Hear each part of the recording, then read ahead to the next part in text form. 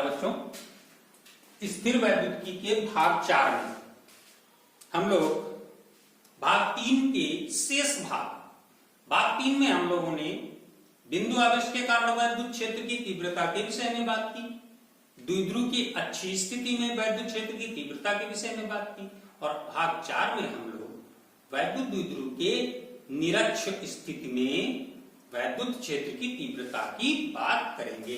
तो चलिए देखते हैं वैद्युत द्विध्रुव की निरक्षीय स्थिति में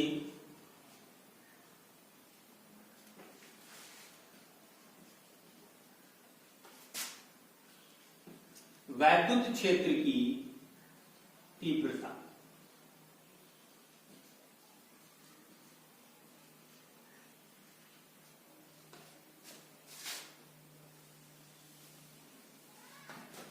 ये हमारा कोई एक वैद्युत द्विध्रुव है।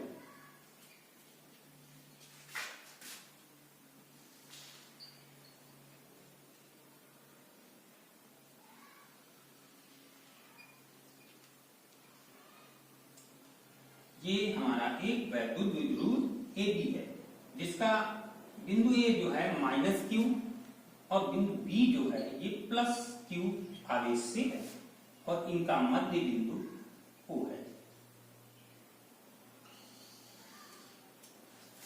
यदि हम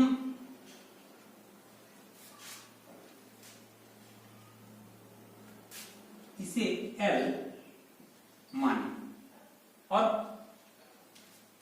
द्विध्रुव के बिंदु O से एक निश्चित दूरी R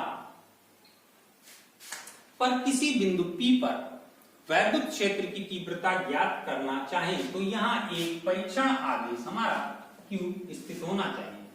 ये परीक्षण आवेश सदैव धन आवेश होता है, इसलिए +q के कारण इस पर एक बल कार्य करेगा जो इसे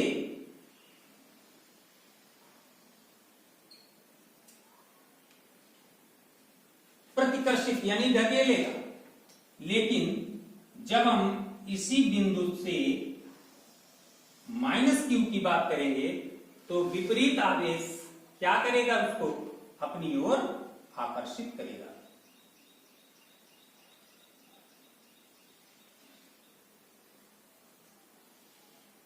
इस प्रकार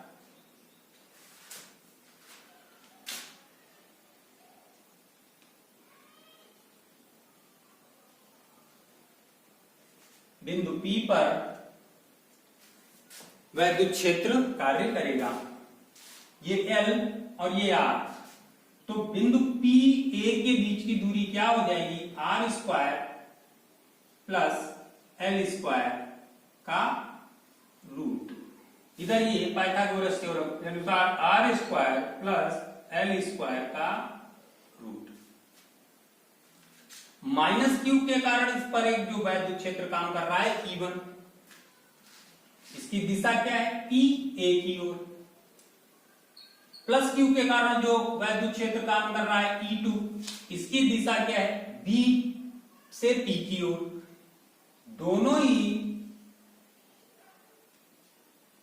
थीटा के कोण पर कुल रिजल्टेंट E वेक्टर शो करते हैं, जिसका ये कॉस कंपोनेंट है और ये साइन कंपोनेंट है। तो E1 साइन थीटा और ये क्या हो जाएगा, E2 साइन थीटा,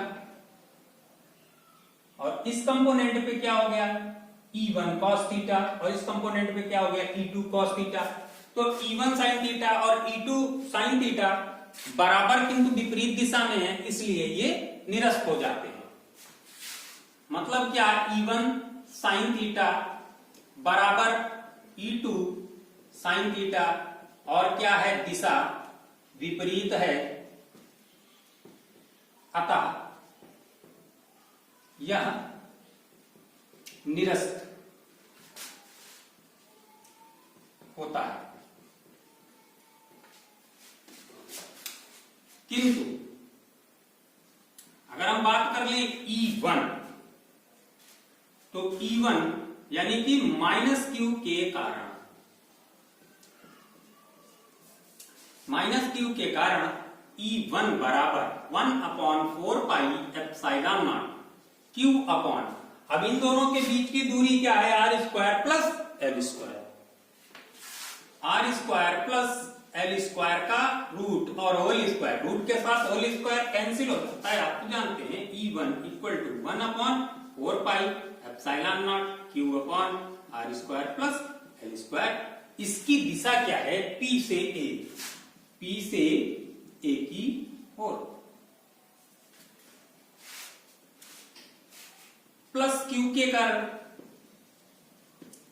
यदि हम बात करें तो E2 बराबर 1/4 pi epsilon naught Q upon, same वही पोजीशन है, इसकी भी दूरी वही है, वर्ग करोगे स्क्वायर हटेगा तो क्या हो गया तुम्हारा, रूट के साथ स्क्वायर, सेम वही, लेकिन उसकी दिशा क्या है, B से P की ओर, B से P की ओर। परिणामी E बराबर E1 cos theta plus E2 cos theta. इस बात को आप थोड़ा यहां समझ लेते हैं, ये थीटा का कोण है, आधार E क्या हो गया, उसका आधार बटा कर्ण बराबर cos थीटा, जब हम वैल्यू डालेंगे तो आधार बटा कर्ण बराबर cos थीटा, तो इसका परिणामी क्या हो जाएगा, E equal to E1 cos theta, और यही बिल्कुल सेम पोजीशन नीचे से भी है, ये आधार है, ये करना है तो E2 cos थीटा, तो पूरा रिजल्टेंट क्या है, E equal to E1 cos theta plus E2 cos theta, जिसमें हम E1 और E2 की वैल्यू पुट कर लेते हैं, तो परिणामी E equal to 1/4 pi epsilon naught Q upon are square plus L square cos theta plus 1/4 pi epsilon naught Q upon are square plus L square cos theta. इस तरह से देखिए सेम वैल्यू जुड़ रही है, तो इसको हम क्या लिख सकते हैं, 2 लगा लें आगे, और क्या लिख लें, 2 into 1/4 pi epsilon naught Q upon are square plus L square into cos theta. तो 1/4 pi epsilon naught Q upon are square plus L square into 2 cos theta. cos theta equal to, आप जानते हैं आधार बटा कर्ण, तो आधार की जगह क्या है L, और कर्ण की जगह क्या है are square plus L square की होल पावर 1/2, चाहे रूट लगाइए चाहे 1/2 लगाइए, 1/4 pi epsilon naught Q upon are square plus L square into 2 into L upon are square plus L square की whole power 1/4 pi epsilon naught Q upon 2QL, पर क्या हो गया 2QL upon are square plus L square की whole power 3/2,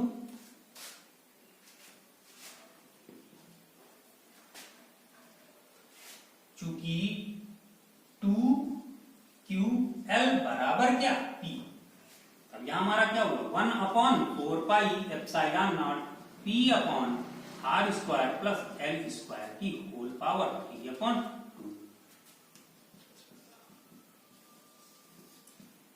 फिर विशेष परिस्थितियां हम लोगों ने पीछे आपको बताया कि L जो है लेस देन R, तो लेस देन R तो क्या करें, L को निरस्त करें, तो L को जब हम निरस्त करेंगे तो क्या होगा, E equal to 1/4 pi epsilon naught P upon R की पावर 2 अपॉन R की पावर 2, फिर पावर 3/2, तो 2 के साथ 2 कैंसिल, तो E इक्वल टू क्या 1/4 pi epsilon naught P upon R cube. ये फाइनल वैद्युत क्षेत्र द्विध्रुव की निरक्षीय स्थिति पर होता है। तो अगला बिंदु अब हमारा क्या बचता है, एक समान रूप से आवेशित वलय के यानी एक रिंग वलय मीन्स रिंग के कारण वैद्युत क्षेत्र की तीव्रता ज्ञात करना है। तो अगला बिंदु हम लोग ले लेते हैं समान रूप से आवेशित वलय के केंद्र से किसी दूरी पर वैद्युत क्षेत्र की तीव्रता ज्ञात करनी है। तो देखिए भाई, देखते हैं। तो माना हमने एक वलय है जिसका केंद्र O और इसकी त्रिज्या A है। इस वलय को समान रूप से आवेशित किया गया, तब क्या आवेश पूरी रिंग पर समान रूप से वितरित हो जाएगा। कि जिस बिंदु पर हमने आवेश की वैल्यू ली उसके अल्पांश को हमने डेल्टा क्यू से दर्शाया। वलय के केंद्र O से x दूरी पर कोई बिंदु हमने P लिया जहां हमको वैद्युत क्षेत्र ज्ञात करना है, और ये आपका अल्पांश आवेश से r दूरी पर स्थित है।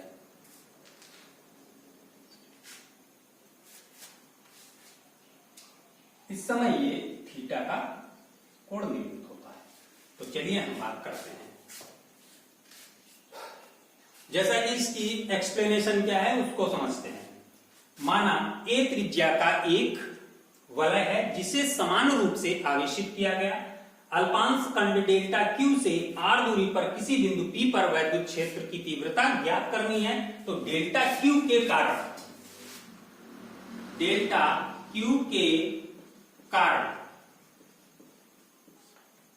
वैद्युत क्षेत्र, तो डेल्टा Q के कारण वैद्युत क्षेत्र क्या बनेगा, delta E equal to 1/4 pi epsilon naught delta Q upon R square, ये बन जाएगा।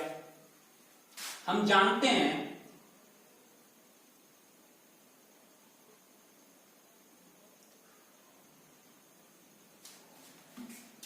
E जो इसका परिणामी है,